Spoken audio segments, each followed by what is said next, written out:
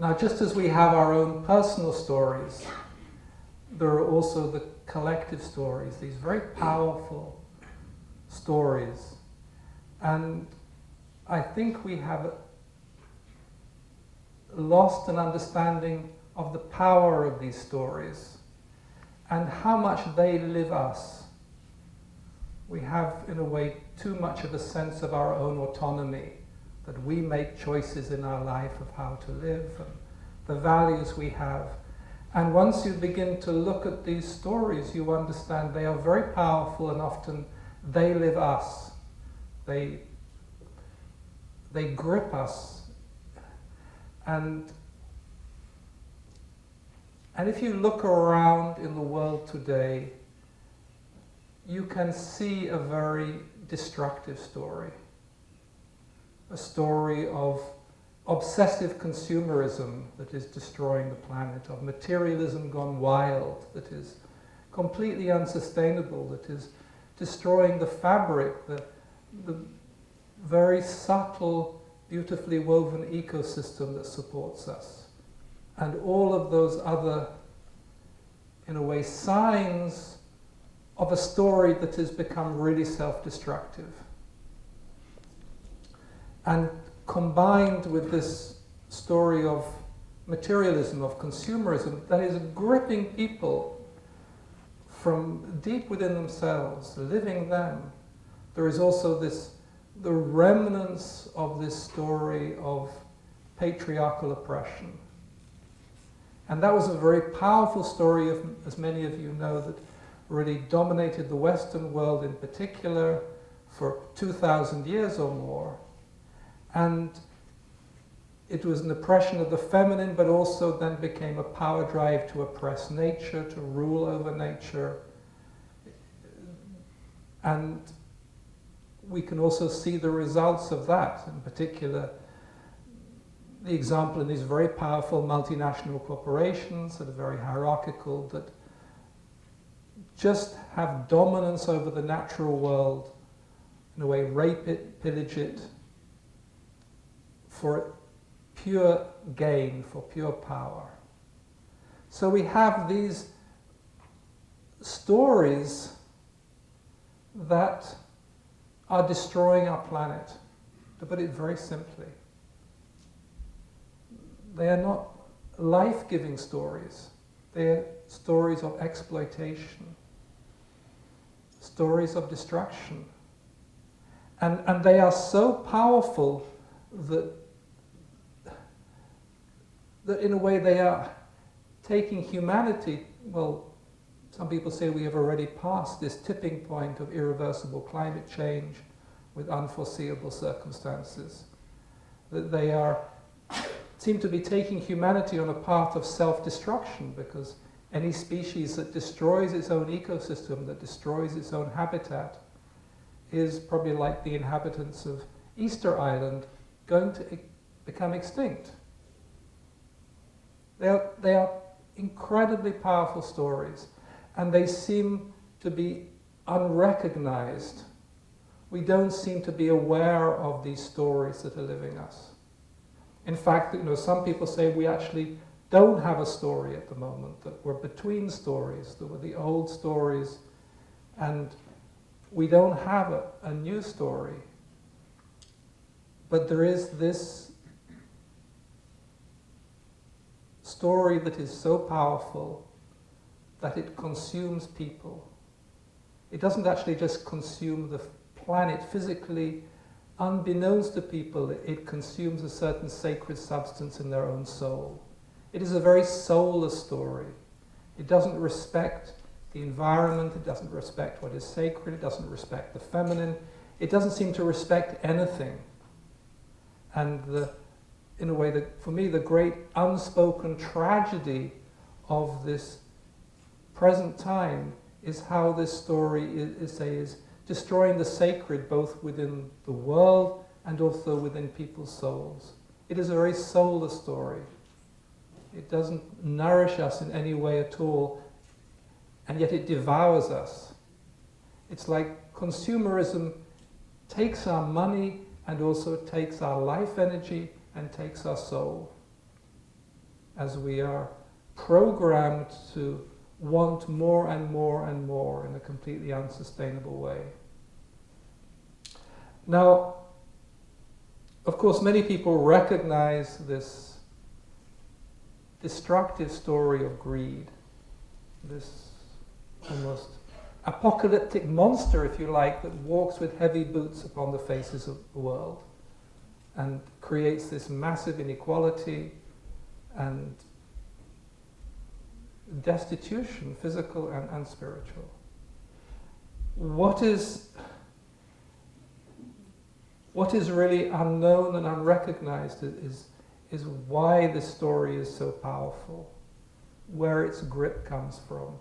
And this is in a way a follow-up to the talk I gave here last time, which has to do with our censorship of the inner worlds, that we have forgotten the power of the inner worlds, of the mythic world, of the archetypal world.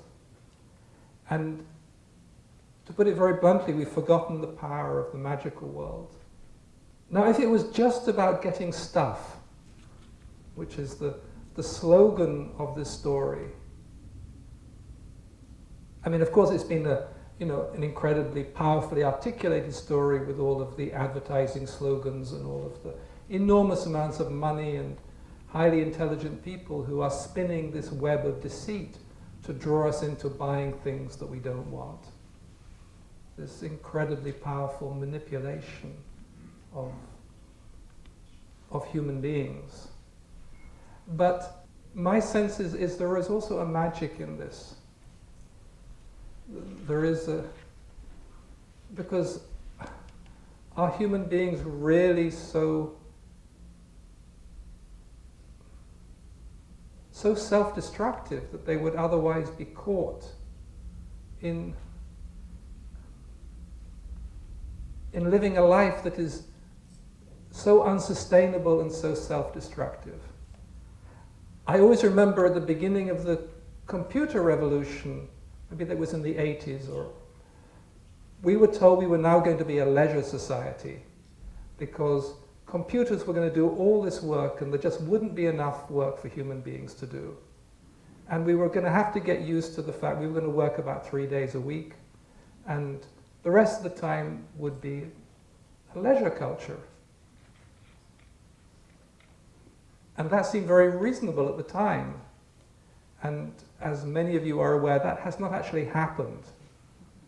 The computers have devoured even more of our attention, even more of our time.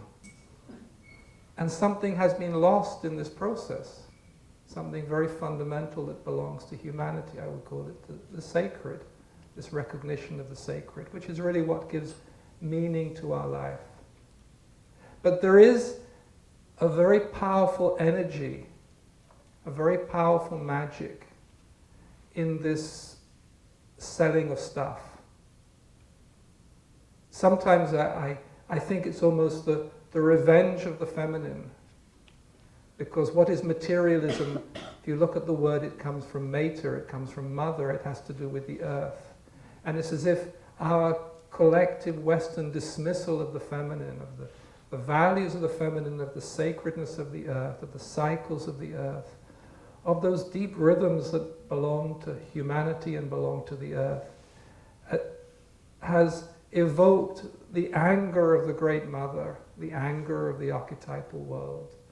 And she has, in revenge almost, created this spell of materialism that has addicted us to the world of matter in a way we never were before, when we lived in a more sustainable relationship with the earth, when there was a sacred interaction between human beings and the world of creation. And it's as if our patriarchal oppression of nature has evoked this very powerful and, say, unrecognized response, because we are entranced by materialism. Used to be just a Western culture, it has now become a global culture.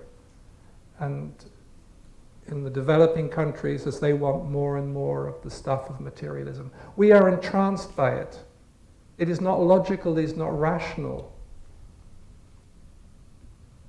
Anybody logically knows that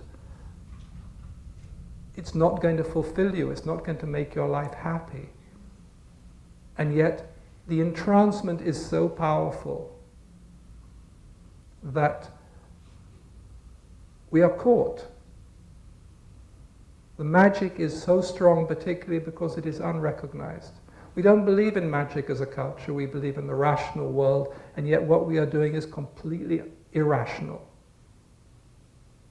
We don't believe in the inner worlds, and yet we are gripped by the inner worlds.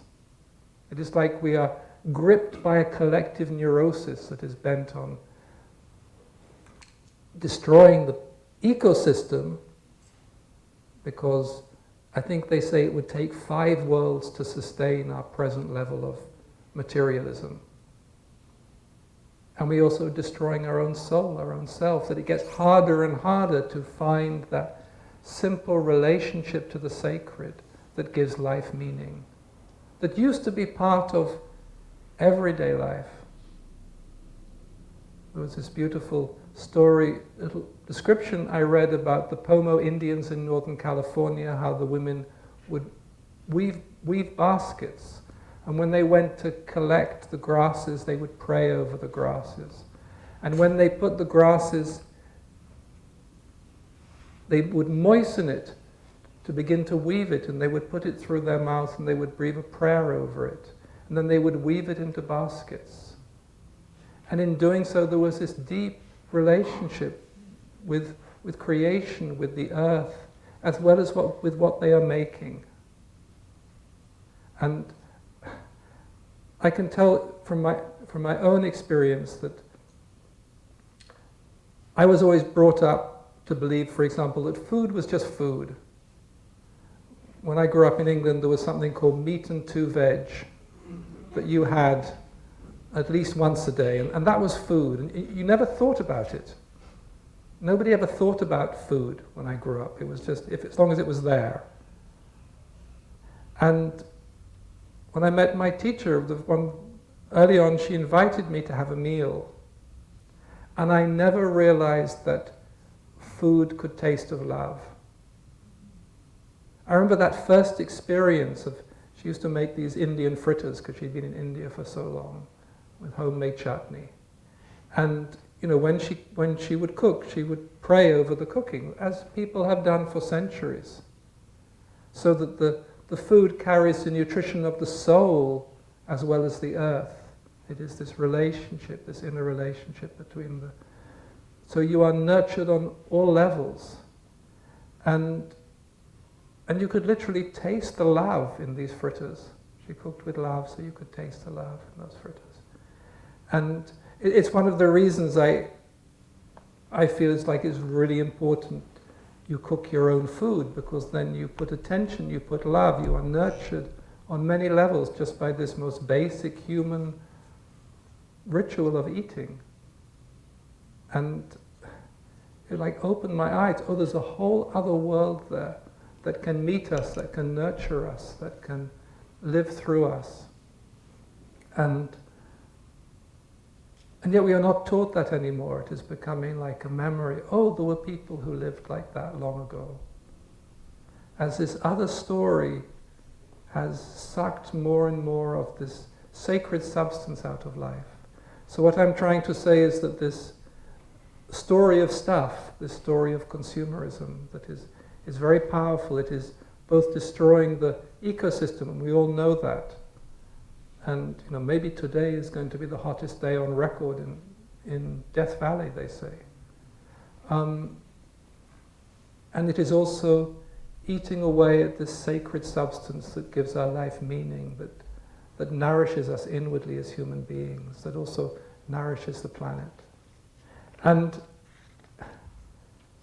I think it is a very powerful, magical story, because it has entranced everybody.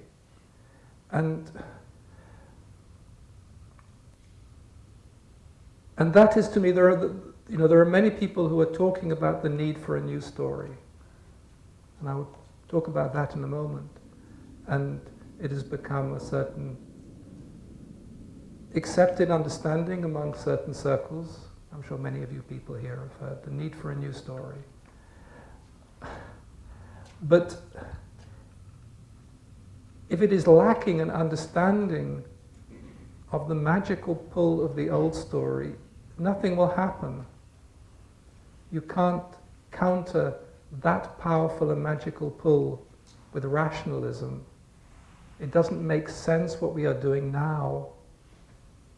It doesn't make sense that I recently heard that in China they have a 10-year plan to take 250 million people from working on the land to living in these cities they are building that can be then pulled into this consumerist lifestyle that they are advocating. 250 million is like almost the population of the whole of the United States being taken off the land into cities so they can become part of a consumerist lifestyle that is completely unsustainable.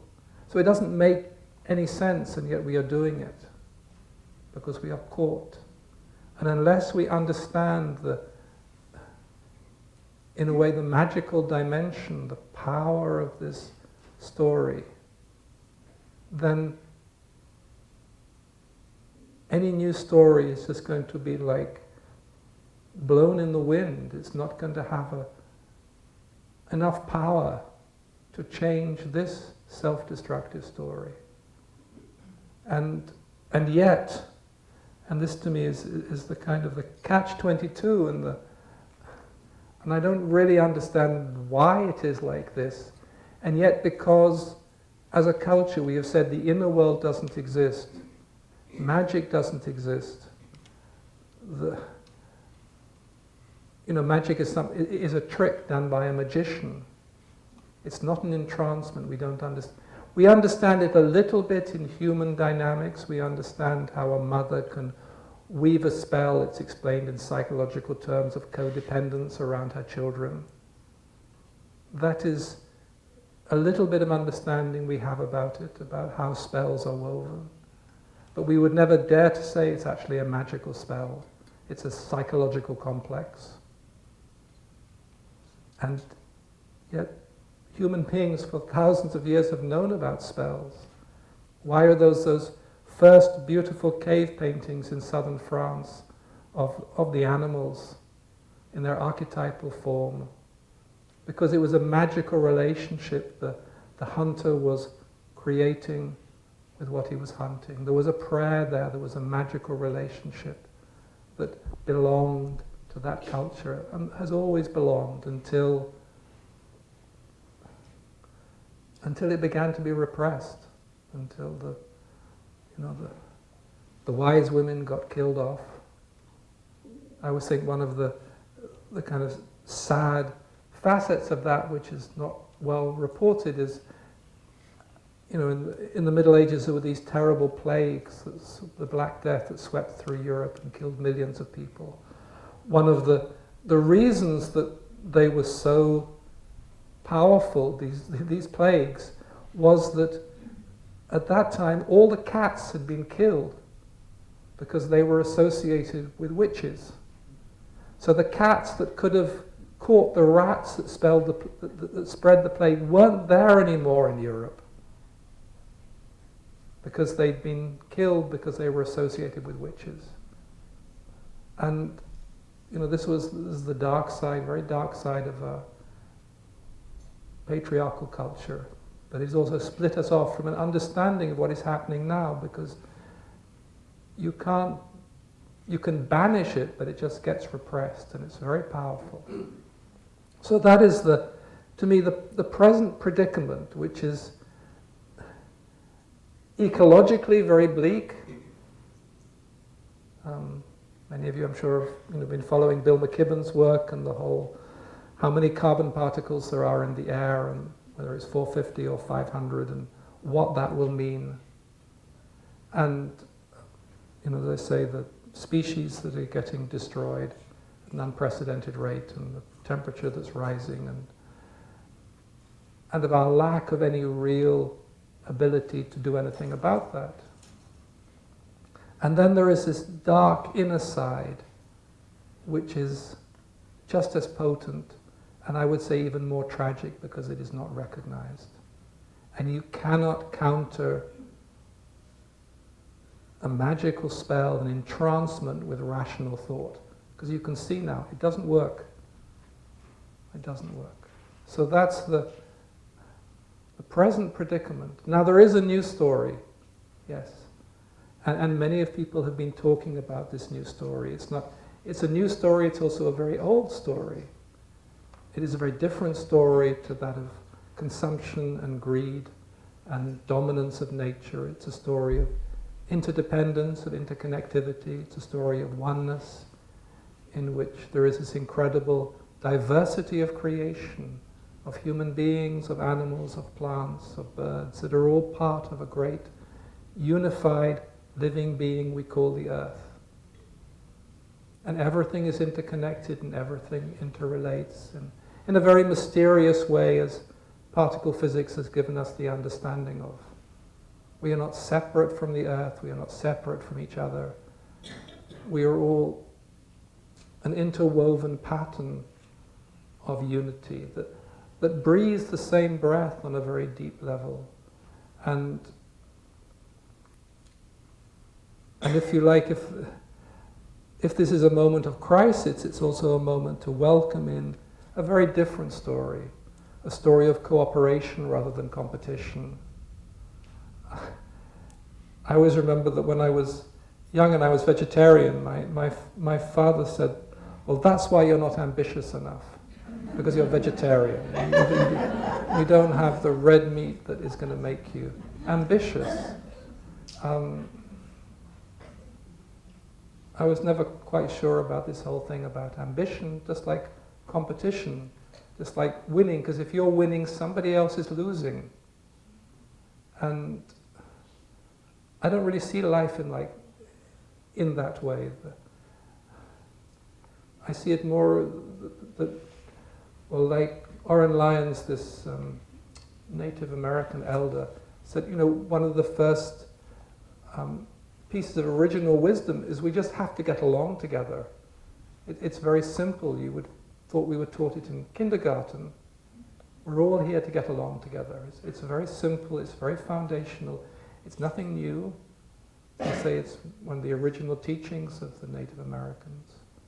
And yet, the first thing kids are taught in school is about winning rather than getting on together. So it is in a way revolutionary, it's very simple. But it's a basic, if we are going to get out of this present predicament that has become global, we can only do it together. We can only do it if we're all together, because that's the nature of life. We're all here together, even if we're here for just a few short years in this planet. We're all here together, and this is, if the internet has given us any gifts, I think this is one of the greatest gifts. We're all connected.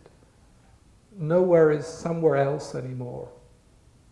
And this new story is about us all together, not just human beings, because human beings are also part of this earth. We're also part of this mystery of creation, much more than we realize. We belong to the soul of the world in ways we have very little understanding of in this present culture. We come from a culture of separation. I am different to you. I am separate from the earth. It's here to give me what I want. And there is a very different story, a very different way of being that sees things from a place of wholeness, from a place of unity, from a place of oneness.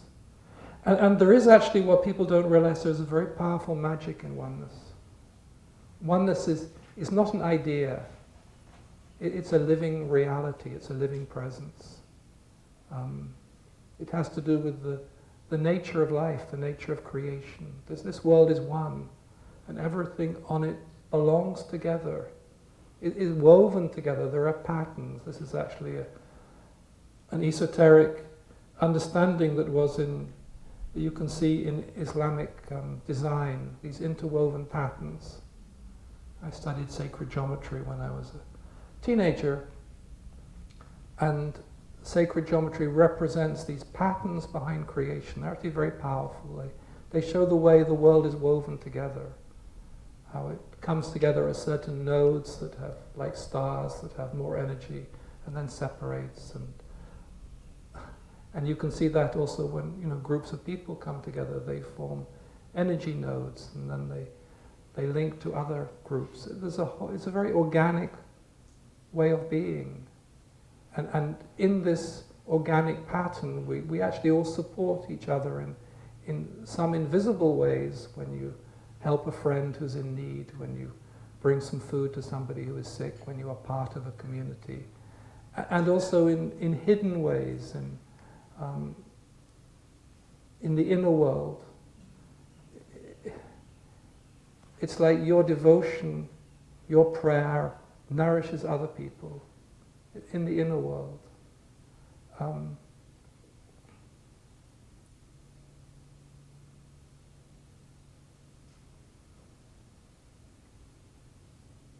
We've forgotten that. We have to remember that. Like, for example, coming here together today for a purpose is not just about just here. It's not just about just you. It's part of a purpose. It nourishes much in the inner world. And this is part of the secret mystery of the soul, because on a soul level, we are very connected. Just as we are connected to the world soul, even if we don't need it. And just, for example, an affirmation today that we are connected to the world soul, that nourishes the world soul. That can even begin to heal the world soul when it's been damaged by so much abuse, by so much neglect. And as I said, this is a very ancient story. It was understood by Indigenous people. It wasn't even understood by Indigenous people, because that would be implying that it was something to be understood. It was as natural as breathing. It just was the way things had always been. You couldn't think you were separate. It didn't enter into the consciousness. Just like there's this tribe of boat people in Southeast Asia, the Moken, who I've always admired. And they, for example, they have a completely different relationship to time.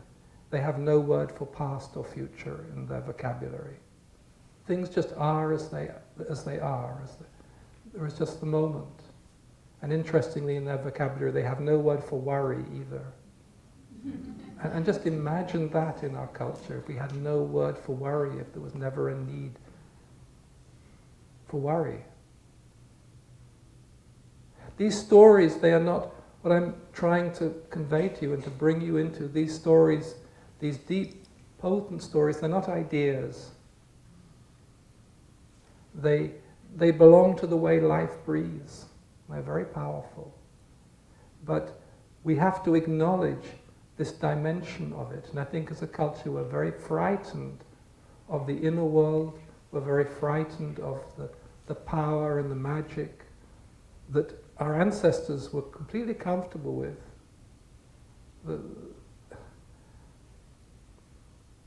As I've shared with people before, I'm a great lover of Shakespeare, and for me, Midsummer Night's Dream has that kind of elegiac quality of when the magical world started to fade away, when the world of the fairies, Titania and Oberon, they started to separate from humanity. That was in the 16th century. It began to separate. And human beings began to forget this magical world, but at the same time also to become afraid of it, otherwise there wouldn't be this continued repression of the feminine, the continual desire to keep to rationalism. And I think if we're going to welcome in a new story, or if we're going to welcome in this story that is trying to be born, it is not an idea, it is a living presence, it is breathing, it is alive, it has a fragrance, and it has a magic. And the potency of magic is that you don't know exactly how it's going to work out. But just to go back on that, Thomas Berry was one of the first people to write about the importance of a new story. And he said, for example, whenever we forget our story, we became confused. But the winds and the rivers and the mountains never become confused. We must go to them constantly to be reminded of it. For every being in the universe is what it is only through its participation in the story. We are resensitized whenever we listen to what they are telling us. Long ago they told us that we must be guided by a reverence and a restraint in our relations with the larger community of life, that we must respect the powers of the surrounding universe, that only through a sensitive insertion of ourselves into the great celebration of the Earth community can we expect the support of the Earth community. If we violate the integrity of this community, we will die. And this is a wonderful affirmation that we are part of this whole community of life, of creation, that actually even goes beyond this planet, is the whole cosmos. We are part of it. And it is waiting to help us. It can't help us if we say we are separate from it. We have to acknowledge we are part of this community. I think community is incredibly important at this present time and in the coming decades. To be part of a community, however that community is, whether it's a small group of women making quilts, or a prayer group, or a dream group, or Thich Nhat Hanh said the next Buddha will be a Sangha, will be a spiritual community. And then behind that we are part of this earth community. That is, the moment we are born, the moment we come from the plane of the soul into this world of creation, the moment we cried our first cry, we were part of the earth community. And that is the earth on which we tread. It's a very sacred relationship. We only have it for a certain amount of time. Many of us here have kind of getting towards the end of that certain amount of time. And maybe we value it more than when we were impetuous and young, but there is a certain preciousness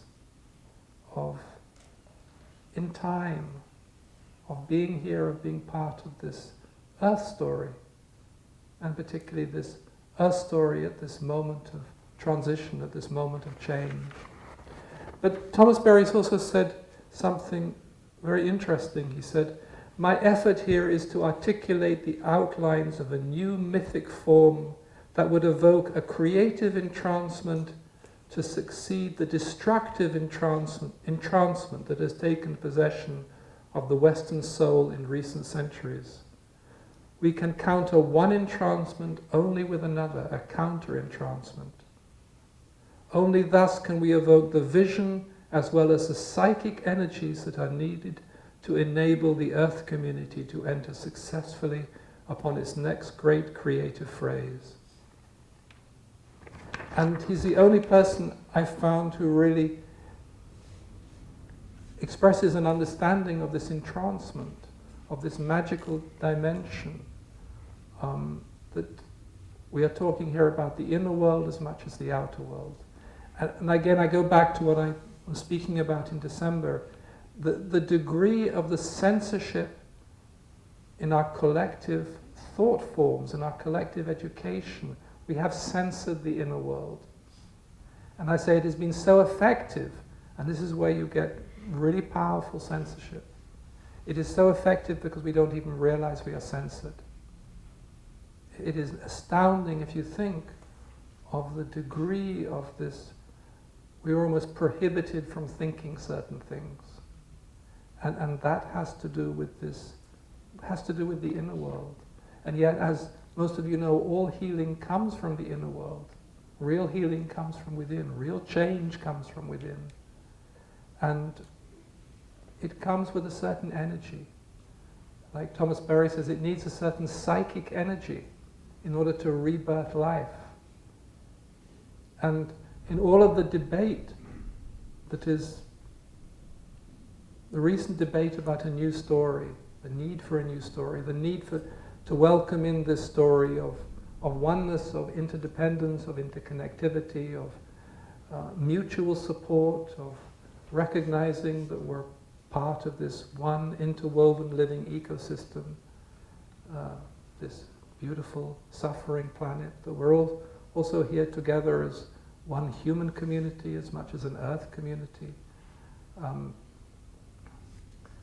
In all of the dialogue about this new story, to me there is this fundamental aspect lacking, which has to do with the inner world and the power that comes from the inner world and the change that comes from the inner world. Because in order to make a shift, you need power, you need energy.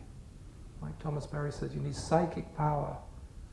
I don't know if you ever encountered that in your own individual journey, and that to make a real shift, you need a power, you need an energy. Sometimes it comes from an event in your life that wakes you up, and suddenly you begin to access a deeper energy or power within you that you didn't know you had. And we know this in our own individual story. I remember it from the simple fact when I was 17 and something woke me up, and suddenly another energy was present that enabled me to live in a completely different way, in relationship to my soul, not just the conditioning of my upbringing. And the world changed altogether. And if we are going to bring this new story or welcome this new story, we have to understand where it is coming from. That it is a living presence. It's not on our terms. We are a very controlling culture.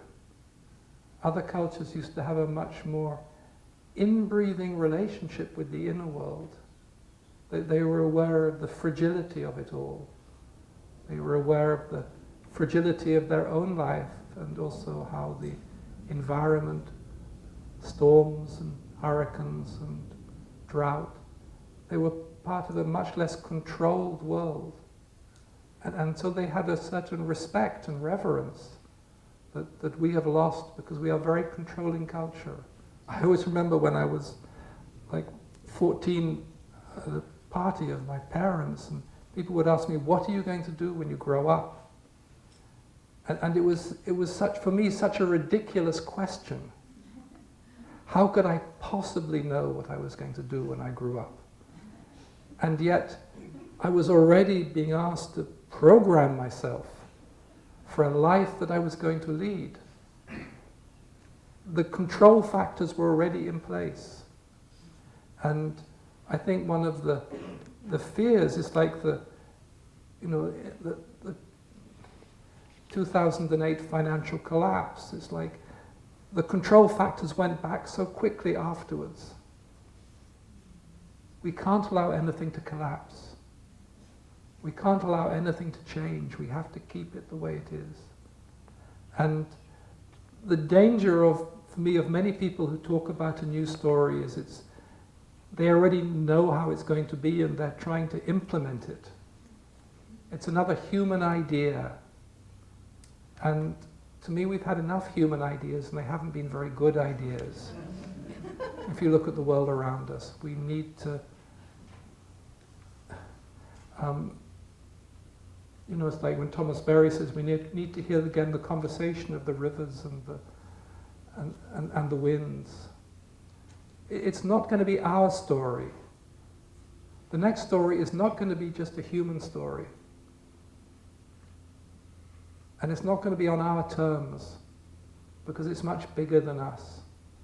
And I think it depends whether we can step into this story that is already being born, although most people don't even know it's here. And we won't be able to control it because it's life. And life is not here to be controlled, life is here to be lived.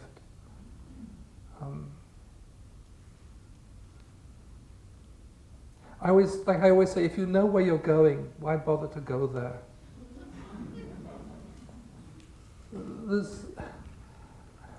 If you're already planning for your retirement, Where is the vibrancy? Where is the complete unexpectedness that belongs to life? And so there is this new story, and we can see a little bit of it. As I say, it is about interconnectedness, it's about interrelationship, it's about mutual support, that we're here to help the planet as much as the planet is here to help us. But it's about something much greater, because it is about something coming alive. It's not just a human idea. Say, we've had enough human ideas. And sure, some human ideas are good. I'm sure, the vacuum cleaner was a great human idea. I remember when I got my first refrigerator when I was 22, and the butter didn't melt in the summer. That was great. It's a human idea, it's great. As regards the bigger picture, for a long time we've been walking down a very strange road. And I'm not quite sure why. When there's this... I'm a great lover of E. Cummings, and one of the lines of his poems where he says, "I thank you, God, for great this amazing day, for the leaping greenly spirits of trees." I don't know if I can quote it correctly, but everything that is alive, that is wonderful, that is yes. And it's that moment of being alive, of being wonderful, of being yes. But you can't control it. It has a magic, well, to quote Leonard Cohen, God is alive, magic is afoot.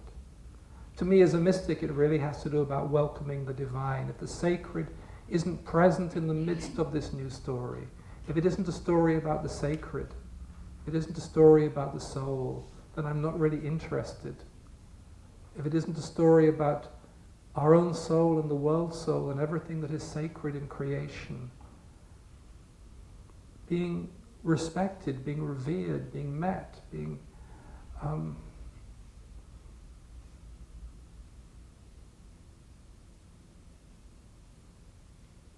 then to me it's just another tabloid story.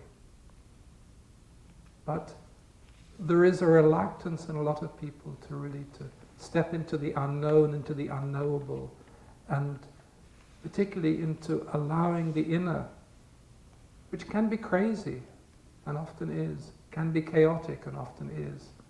Although chaos theory, is part of these beautiful fractals that make these amazing patterns that you would never believe possible. So there is a new story that is waiting to be born, but it has to include this magical, archetypal dimension, however you describe it. This energy from the inner world, this psychic energy that can be very disturbing, can be very beautiful.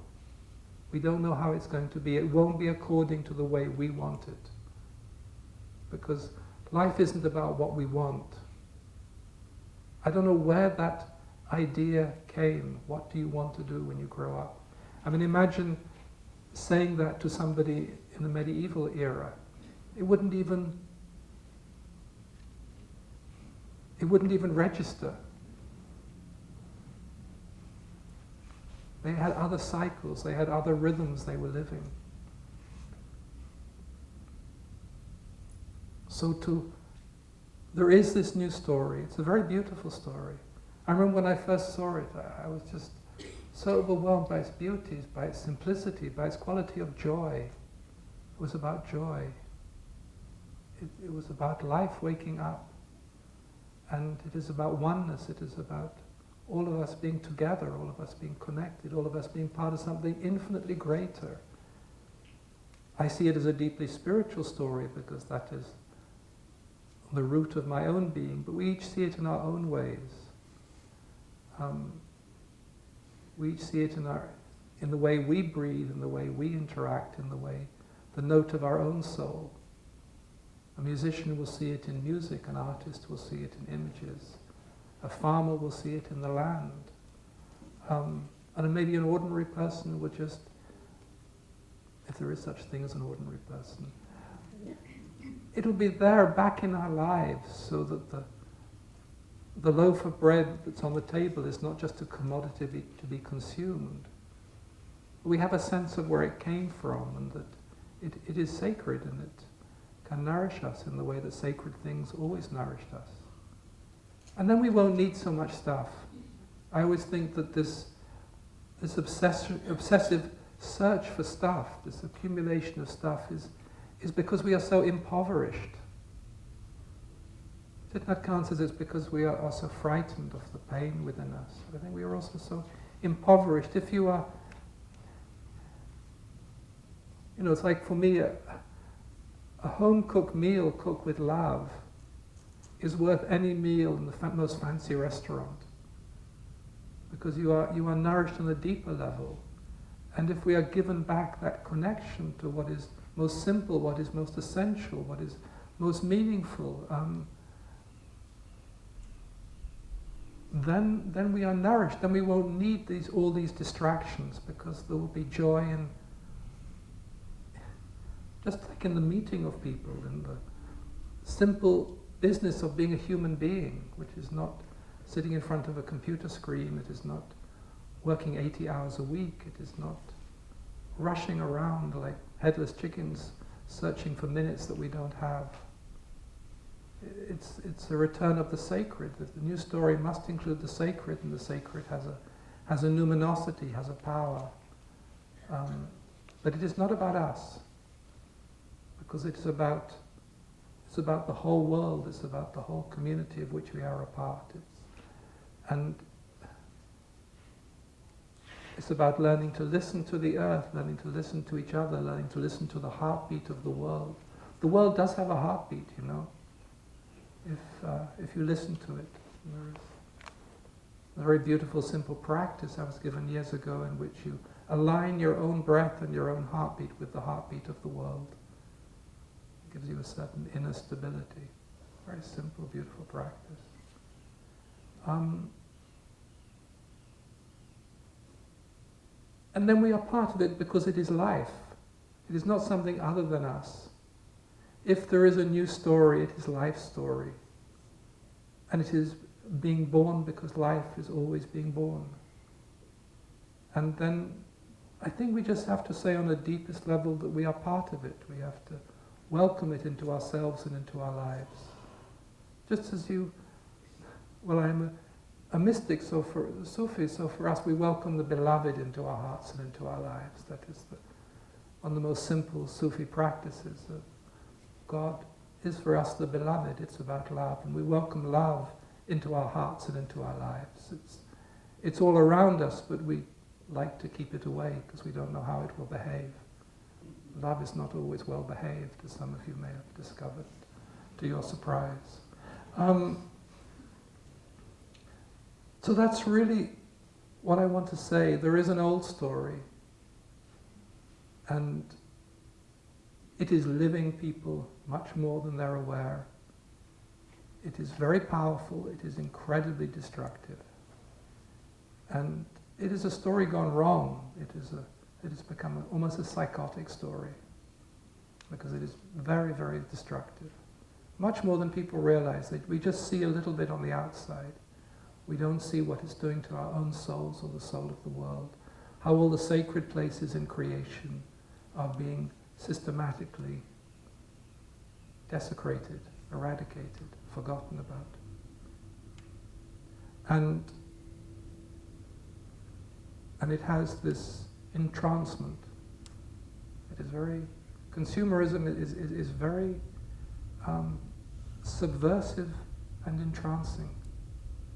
You actually believe that going to the mall, or nowadays just clicking online, is going to make you feel better, is going to give you something that is going to make your life better.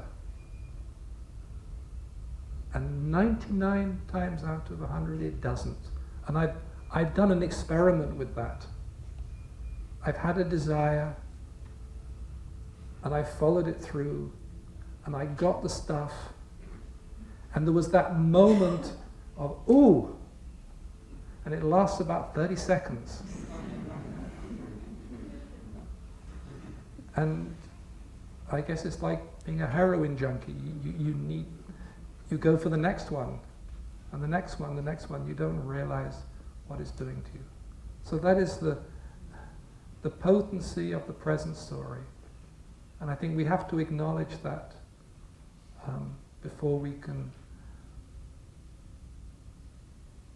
really, as adults, as whole human beings, then welcome in this, the new story, which has to have a numinous energy, a power, a magic that is strong enough to not just to balance, but be stronger than this present very negative entrancement. And it's here. And I'm not quite sure what is stopping it from. It's not just the multinational corporations. I wish we could just blame the oil business. It would be much simpler, but that to me is a symptom rather than a cause.